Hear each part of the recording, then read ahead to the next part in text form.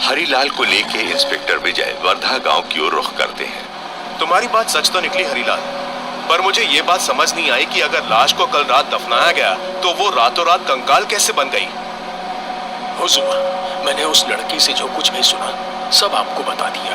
अब इस कंकाल का राज तो वो लड़की ही जानती होगी। चलो देखते हैं आखिर इन सब का क्या कनेक्शन है वर्धा में। कुछ ही देर में इंस्पेक्टर विजय के साथ हरीलाल जमींदार किशन चंद के घर आ पहुंचे। तुम्हारी ये बात भी सच निकली, इस गांव के जमींदार का नाम किशन चंद है। जल्द ही जमींदार किशन चंद उनसे मिलने आया। जी कहिए इंस्पेक्टर साहब, क्या सेवा कर सकता हूं मैं आपकी? प्रणाम, हमें आपकी पत्नी ज्योति जी से एक केस के सिलसिले में कुछ पूछताछ करनी है। हरीलाल के मुताबिक उन्होंने कल रात एक खून होते हुए देखा जब वो गांव से गुजर रही थी। किशन चंद सकपकाते हुए, ये क्या कह रहे हैं इंस्पेक्टर साहब? मेरी पत्नी का नाम ज्योति नहीं गीता है और मैं इन्हें जानता तक नहीं हूँ। इनका तो यही कहना है। हरीलाल की कही हुई जगह से नर कंकाल बरामद हुआ है और आपको बिना जाने इन्होंने आपका और आपके गांव का नाम एकदम सही कैसे बताया होगा? मेरी तो कुछ समझ में नहीं आ रहा साहब। रुकिए, मैं आपको अपनी पत्नी से मिलवाता हूँ।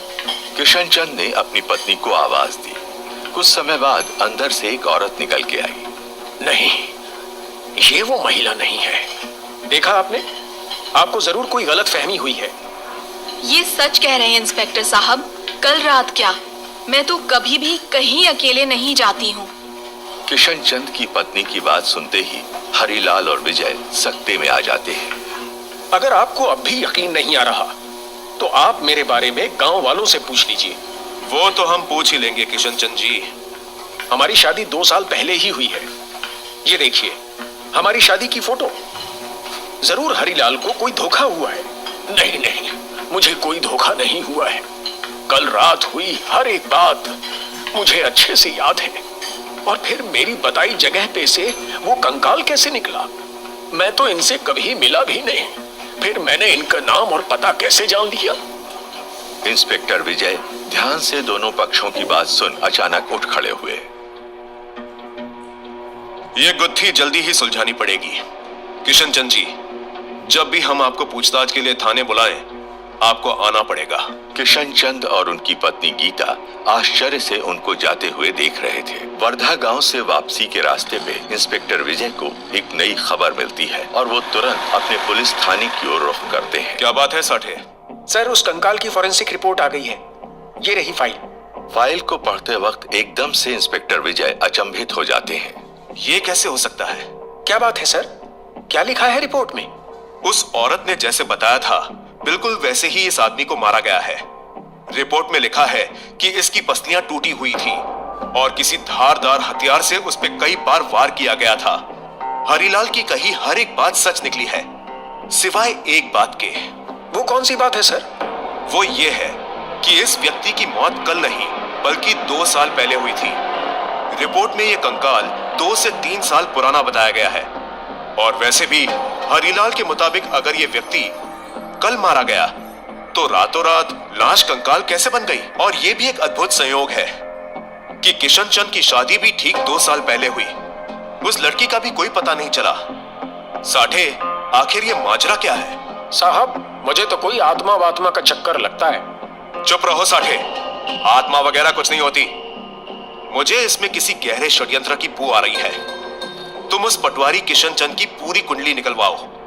जरा गांव वालों से जाके पता करो उसके बारे में। साठे और इंस्पेक्टर विजय किशन चंद के बारे में बाकी की बातें पता करवाने में व्यस्त हो गए थे। तभी अचानक टेबल पर रखे फोन की घंटी बजी। हेलो, समस्तीपुर थाना, इंस्पेक्टर विजय स्पीकिंग। हेलो, मैं फोरेंसिक लैब से डॉक्टर चौहान बोल रहा हूँ। हमने आपको जो रिपोर्ट भेजी थी उसमें एक नई इंफॉर्मेशन निकल के आई है। जी डॉक्टर, बताइए। दरअसल जब मैंने उस कंकाल के स्कल की बारीकी से स्टडी की तो ये पता चला कि उस आदमी के सर में गंभीर चोट भी लगी थी। और दूसरी सबसे अहम बात, उस कंकाल पर से 2 तरह की मिट्टी मिली है। ऐसा लगता है उसे कहीं और से निकाल के वहां 5-6 घंटों पहले दोबारा गाड़ा गया है। थैंक यू डॉक्टर, ये बेहद अहम जानकारी देने के लिए। तभी वहां कांस्टेबल साठे आता है। सर, मैंने गांव में हरीलाल के बारे में पता किया। ये हरिलाल 2 साल पहले ही इस गांव में आया है। उसने ये जमीन कीरत सिंह नाम के किसान से खरीदी, जिसकी रहस्यमयी तरीके से मौत हो गई। बाद में उसकी पत्नी से खेती संभली नहीं तो वो अपने भाई भजन सिंह की सहायता से हरिलाल को खेत बेच के चली गई। मगर सर, एक और बात है। कुछ लोगों का मानना है कि कीरत सिंह पे किसी ऊपरी हवा का साया था। मरने के कुछ महीने पहले से वो अजीबोगरीब हरकतें करने लगा था। कभी लोगों के बीच बैठे वो जोर जोर से चीखने लगता और दूर भाग जाता था। नहीं, कोई बचाओ मुझे। कीरत सिंह को लगता था उस जमीन पे किसी बुरी नजर का साया है। उसे शराब की बहुत बुरी लत थी, इसलिए कोई उसकी बातों पर विश्वास नहीं करता था। हालांकि कुछ लोगों का मानना है कि उसने खेत से लगे हुए तालाब में कूदकर आत्महत्या की थी। साहब, मैंने आपसे बोला था ना, ये जरूर किसी आत्मा का चक्कर है। What nonsense! मैं आत्मा जैसे किसी चीज पे यकीन नहीं रखता। तुम सही तरह से इन्वेस्टिगेशन करो और हाँ, मुझे कीरत सिंह की फाइल चाहिए।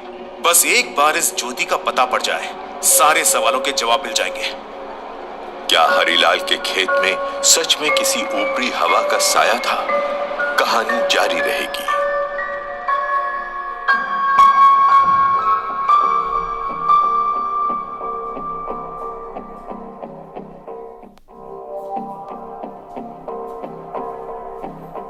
पुलिस थाने में इंस्पेक्टर विजय 2 साल पुरानी कीरत सिंह केस फाइल का अध्ययन कर रहे होते हैं। तभी हवलदार के साथ